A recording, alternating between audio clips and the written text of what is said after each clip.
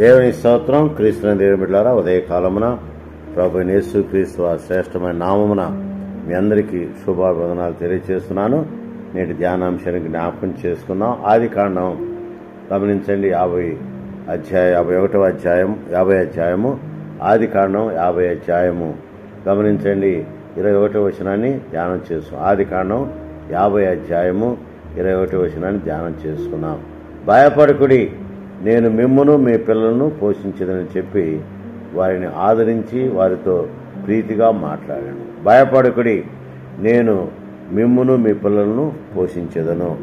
దేవుని వాగ్దానం గమనించండి. భక్తుడైన యోసేపు ద్వారా దేవుడి వాగ్దానం ఇస్తున్నట్లుగా దేవుని బిడ్డలకు జ్ఞాపకం చేసుకుందాం. అందుకనే ప్రభువుతో ప్రతిదినం అరుణోదయ దర్శనము, అనుదిన ఆశీర్వాదాలు, అనుదిన కృపావరాలు పొందుటకు దేవుడు మనకిచ్చిన గొప్ప ధన్యతను బట్టి దేవునికి మనము కృతజ్ఞతాస్తుతులు స్తోత్రాలు చెల్లిస్తూ దేవుని వాగ్దానాన్ని మనం జ్ఞాపకం చేసుకున్నాం. గమనించండి, నేను మేము పిల్లలను పోషించేదను అని భక్తుడైన యోసేపు ద్వారా దేవుడు మాట్లాడుతున్నట్లుగా దేవుని బిడ్డలకు జ్ఞాపకం చేసుకుని, ఎందుకంటే ఆయన పోషణకర్త, పోషించే దేవుడని దేవుని అందుకనే భయపడకుడని దేవుడు వాగ్దానం చేస్తున్న నిజమే.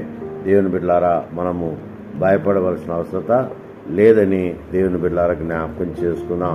ఉదయకాలమున దేవుని వాక్యం వింటున్న దేవుని బిడ్డలారా, దేవుని వర్తమానంటున్న దేవుని బిడ్డలారా గమనించండి. దేవుడు అంటున్నాడు, నేను మిమ్మును మీ పిల్లలను పోషించేదను అని దేవుని యొక్క వాగ్దానం గమనించండి. ఆయన పోషించే దేవుడు, కరుణించే దేవుడు, కాపాడే దేవుడు అని చూస్తున్నాం. అందుకనే దేవుని యొక్క సన్నిధిలో పెద్దలైనా పిన్నలైనా దేవుని చేత పోషించబడుతున్నట్టుగా దేవుని బిడ్డలకు జ్ఞాపకం చేసుకుందాం. పోషణకర్త ఆయనే సంరక్షకుడు. ఆయన పోషించే దేవుడు, కాపాడే దేవుడు, కరుణించే దేవుడు, జీవింపచేసే దేవుడు, సంరక్షించే దేవుడు, పోషణకర్తగా ఉన్న దేవుడని దేవుని బిడ్డలకు జ్ఞాపకం చేసుకుందాం. అందుకనే ఆయన మనల్ని పోషిస్తాడు. మత్తయి సువార్త 6:25 గమనిస్తే, ఏమి తిందుమో ఏమి తాగుదుమో అని మన ప్రాణాలను గురించి మనము మరి నిజముగా ఆయాసపరుచుకుంటాం. కానీ దేవుడు అంటున్నాడు, ఆకాశ పక్షులు చూడండి, అవి విత్తవు, కోయవు, కొట్టల్లో కూర్చుకొనవు, అయినను పరలోకపు తండ్రి వాటిని పోషిస్తున్నాడని చెప్పినప్పుడు నిజముగా మనము భయపడవలసిన అవసరం లేదు.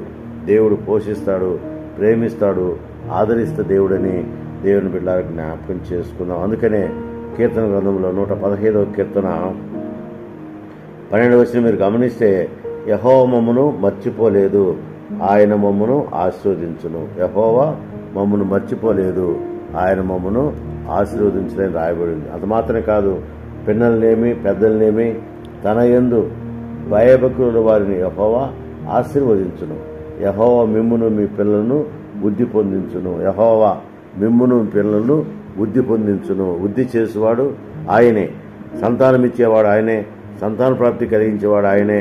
మరి సంతానం ఇచ్చినప్పుడు మన పిల్లలను బుద్ధి చేయవాడు, పోషించేవాడు ఆయనేనని దేవుని బిడ్డలకు జ్ఞాపకం చేసుకో. అందుకనే మీ పిల్లలను పోషించేదను, మిమ్మును మీ పిల్లలను పోషించేదనని దేవుని వాగ్దానము మరి యోసేపు ద్వారా మనం వింటున్నాం. నిజమే. దేవుని బిడ్డలను గమనించండి.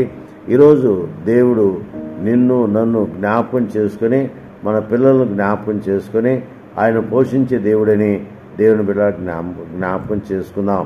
అందుకనే ఆయన రాజ్యమును నీతిని మనం వెదగలిగితే అప్పుడు సమస్తము దేవుడు మనకు అనుగ్రహిస్తాడని దేవుని బిడ్డలకు జ్ఞాపకం చేసుకుందాం.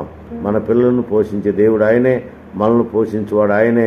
సింహ పిల్లైనా లేమి గలవై ఆకలి కొను, కానీ నన్ను నమ్మిన వారు ఆకలి కొనరు అని మరి దేవుడు వాగ్దానం చేసిన ప్రకారము దేవుని బిడ్డలారా గమనించండి. ఉదయకాలమున దేవుని యొక్క సన్నిధిలో చేరిన మనము ఆయన నిన్ను నన్ను మనందరినీ, మన పిల్లలు, మన కుటుంబాన్ని పోషించే దేవుడని, పోషించగలిగిన దేవుడని దేవుని బిడ్డలకు జ్ఞాపకం చేసుకుందాం. అందుకనే మనం నిజముగా భయపడవలసిన అవసరం లేదు. ఎందుకంటే భయాందోళన తీసివేసే దేవుడు మనకున్నాడు.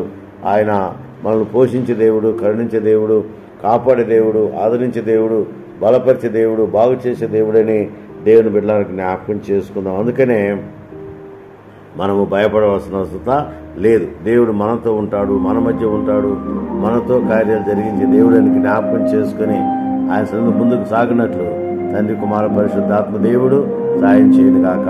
ఆమేన్. May God bless you.